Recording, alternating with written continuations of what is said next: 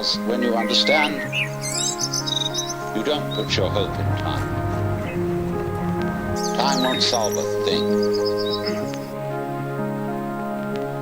So when we enter into the practice of meditation, of yoga, we are doing something radically unlike other human activities. Of course, the way yoga is sold in the United States, like everything else, is that it's supposed to be good for you. It isn't. It has nothing to do with anything that's good for you. It's the one activity which you do for its own sake, and not because it's good for you, not because it will lead anywhere, because you cannot go to the place where you are now, obviously.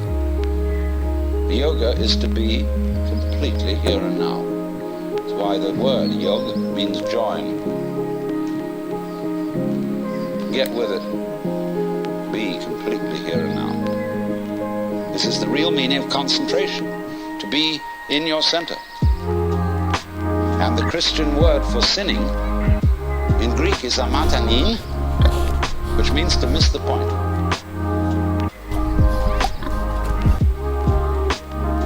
And the point is eternal life, which is here and now. Come to your senses.